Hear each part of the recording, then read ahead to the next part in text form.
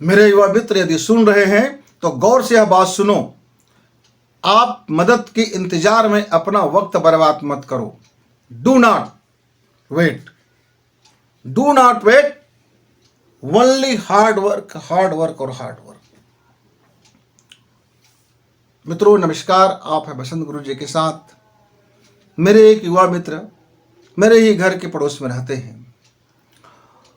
वे अक्सर निराश, हताश और यूं ही बैठे रहते हैं, जबकि उनके पास प्रतिभा की कमी नहीं, उसके पास पैसे की कमी नहीं, उसके पास न जन की कमी न धन की कमी, लेकिन वो अपना प्रतिभा को विकसित करता ही नहीं चाहता। कहते हैं कि मेरे लिए कोई मदद नहीं मिलता, मुझको कोई मदद दे दे तो मैं ये नौकरी पा जाऊं, मुझे मदद कर दे तो मैं चपरासी बन जाऊं, मुझे मदद कर दे तो मैं क्लर्क बन जाऊं, कोई मदद कर दे तो अफसर बन जाऊं, कोई मदद कर दे तो कलेक्टर बन जाऊं, कोई मदद कर दे तो अंबानी बन जाऊं, कोई मदद कर दे तो टाटा बन जाऊं, कोई मदद करे तो फलाने बन जाऊं, कोई मदद करे तो मैं भी वो बन जाऊं, मैं भी ये बन जाऊं, वो बन जाऊं। मेरे अंदर सब कुछ है पर मेरा कोई मदद नहीं करता। मैं तो चाहता हूं कि मैं ये कर लूं पर मैं वो कर लूं।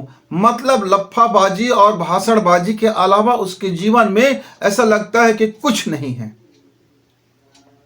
केवल और केवल, केवल और केवल बस बक बक बक बक और बक बक, जिसका कोई सार नहीं। न उसके जीवन का सार, न उसके विचार का सार, न उसके जीवन के शैली का सार। मित्रों यदि आप ऐसे पिलपिले जीवन जी रहे हैं तो फिर आप भी सतर्क हो जाइए। कल का समय बहुत कष्टमय होने वाला है, कल का समय बहुत तकलीफ देने वाला है। कल आप भी लूजर और फेलियर कहलाने वाले हो यदि आप अपने समय की चुनौती को स्वीकार करते हैं। आप में यदि तरुणाई है, यदि आप में युवा मन है, आप अपने को युद्ध कहते हैं, तो किसी की मदद के इंतजार में ना बैठे। जो आपके पास संसाधन है, जो आपके पास बुद्धि बल है, जो आपके पास प्रतिभा है, जो आपके पास है, उसको आप लगा दीजिए, रिस्क लीजिए, मेहनत कीजिए, लगा दीजिए। खाली खाली बैठे ना रहें, नहीं मुझको तो कोई मदद देगा तभी मैं कुछ कर पाऊंगा।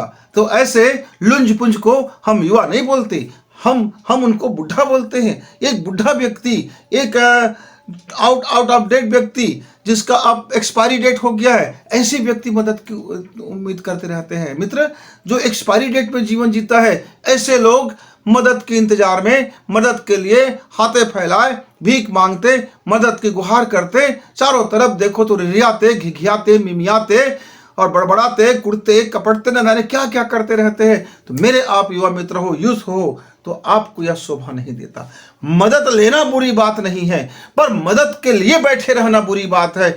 मदद लीजिए, मिलता है तो लीजिए, लेकिन आप वह भी मत मदद लीजिए जिसके आप आदी हो जाए और आप उसके बाद फिर कुछ ना कर सके।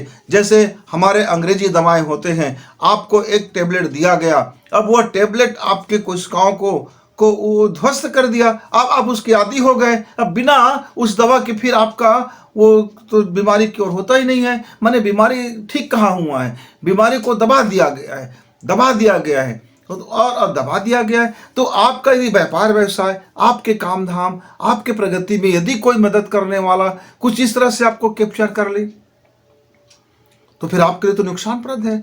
उससे तो अच्छा है कि संघर्ष करो, हार्ड वर्क करो, अपना काम करो, और सफलताएं तो आती है, किस्मत तो बनती है, बनाने वाला चाहिए। किस्मत बैठे ठाले को नहीं मिलता, खाली मदद मांगने से नहीं होता। मित्र, तो आप अपनी मन की प्रवृत्ति को समझें। जिस क्षण आप अपने जो मन के अंदर में चलने वाली कमजोरियां हैं, जो आपका मन ये कहते रहता है मुझे मदद चाहिए, जो आपका मन ये सोचते रहता है कि मुझको ये मदद कर देगा तो मैं ये होऊंगा, आपका मन कुछ भी सोचे उसको समझिए। और आप आपकी जो मूल प्रवृत्ति है, जो भय खा जाते हो, जो डर हो जाता है, जो भीतर से कांप जाते हो, पता नहीं मैं सफल होऊंगा कि नहीं होऊंगा, जो क्वेश्चन मार्क लग जाता है, अपने ऊपर जो आप विश्वास कर बैठते हो, खुद के ऊपर भरोसा नहीं हो पाता, या फिर आप ओवर कॉन्फिडेंस हो जाते हो, अति विश्वास के शिकार हो जाते हो, या तो विश्वास नहीं है कि शिकार हो जाते हो, या अति हौसलेबाजी में आप कुछ का कुछ कर बैठते हो। तो मित्रों, आपको होश पूर्वक जीवन जीने की अभ्यास कीजिए, ध्यान पूर्वक अपने प्रतिभा को समझिए, ध्यान पूर्वक अपने मन की प्रवृत्ति को समझिए। जैसे जैसे आप अपनी मन की प्रवृत्ति समझेंगे और अपने मन को बेस्ट करते जाएंगे, अपनी काम को बेस्ट करते जाएंगे, आप अपनी समझ विकसित करते जाएंगे, आप अपने को ज़्यादा से ज़्यादा स्वाध्याय करते जाएंगे, आप अपने कार्य क्षमता को हमेशा बढ़ाने की चेष्टा करते रहेंगे और काम में निरंतरता रहेगी, जीवन में अनुशासन रहेगा, तो फिर आपको किसी मदद की इंतजार में बैठने की जरूरत ही नहीं होगा।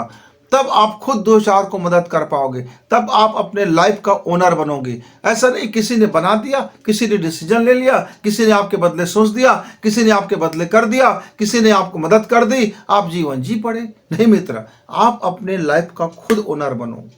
क्या सोचना है, क्या हाँ कहना है, क्या नहीं कहना है, कैसे जीवन जीना है, क्या पाना है, कितनी मात्रा में पाना है, खुद चयन कीजिए, खुद डिसीजन लीजिए और खुद अपना हार्ड वर्क करके अपने किस्मत का हिस्सा, अपने यह हिस्से की किस्मत आप ले आइए। यह अंतरिक्ष आपको देता है, आसमान आपको देता है, वह कभी कंजूसी नहीं करता।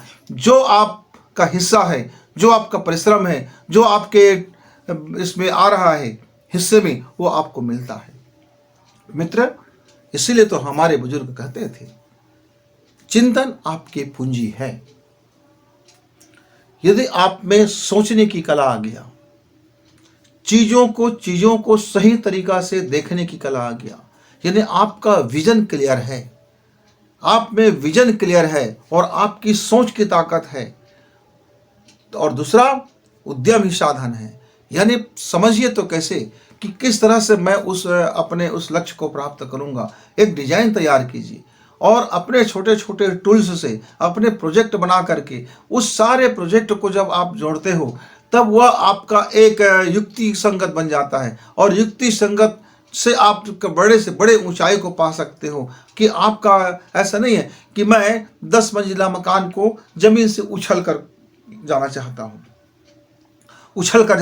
हूँ, हो सकता है 10 मंजिला मकान को उछल कर पहुंचने में आपको कई जन्म लग जाए, और ये भी हो सकता है कि बार बार उछल करके वहां टॉप में पहुंचने के चक्कर में आपका हाथ पैर टूट सकता है या आपका कुछ भी हो सकता है।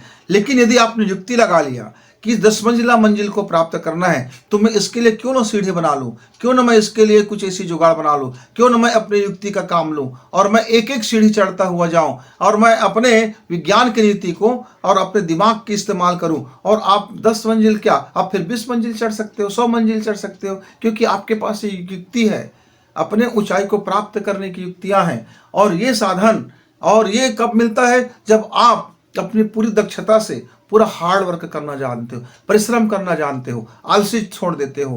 अब नहीं भाई, मैं तो आज सप्ताह में मैं केवल 2 दिन काम करूंगा और फिर 5 दिन तो मुझको नहीं करना है, शरीर थक गया, मन थक गया, मैं भी ऐशबाजी कर लूँ, मैं भी थोड़ी रंगरेलियाँ बना लूँ, मैं भी थोड़ा इधर कर लूँ, मैं भी मटर गश्तियाँ कर लूँ, मैं भी ये कर लूँ, तो फिर आप उनकी जैसे जीवन जियोगे। फिर वो आधे अधूरे जीवन है, वो फिर मांगने वाले जीवन है, मदद की मुहार करने वाले जीवन है, फिर वो आगे बढ़ने से रुक जाता है। तो मित्रों, आगे बढ़िए। आगे बढ़ने का एक ही मार्ग है, सोच, उद्यम और हार्ड वर्क। सोच क्लियर कीजिए, सही रखिए, सोचने की कला समझिए, डिसीजन लेने की कला को समझिए, आप हाँ कहने की ताकत को समझिए, ना कहने की ताकत को समझिए और अपना उद्यम तैयार करें और अपने हार्ड वर्क से अपना जो लक्ष्य है उसको प्राप्त करें। मन और प्रवृत्तियां, ये 2 आपके सीढ़ियां हैं। एक मन के ऊपर आपका एक पैर चलेगा तो दूसरा आपके प्रवृत्ति की ओर दूसरा पैर चलेगा, और दोनों साथ साथ नहीं चलता मित्र। मन यदि आगे होगा तो प्रवृत्ति पीछे होगा, यदि प्रवृत्ति आगे होगा तो फिर मन पीछे होगा। आप दोनों को साथ साथ लाने के चक्कर में फिर आपकी जुगाड़ जो है, आपकी उद्यम जो है धराशायी हो जाता है। इसलिए मन को भी आगे रखिए एक बार, तो एक बार प्रवृत्ति को आगे रखिए, एक बार मन को आगे रखिए तो एक बार प्रवृत्ति को आगे रखिए। फिर देखेंगे कि किस तरह से आपका जीवन में वो सुगंधी और आपका वाह क्या मजा आ गया, यही तो जिंदगी है, ये तो मैं चाहता था, ये मेरा लक्ष्य था, देखो मैंने चाह लिया, मैंने बहुत कुछ पाया और मैंने बहुत कुछ पा गया। ये जो आपके अंदर में जो सम्मान और गर्व से जो आपका सीना चौड़ा होगा मित्र, उसकी आप कल्पना कीजिए। मैं अपने दोस्तों से ये गुजारिश करूँगा कि अपने जीवन में सोचना सीखें, निर्णय लेना सीखें और हार्ड वर्क करना सीखें।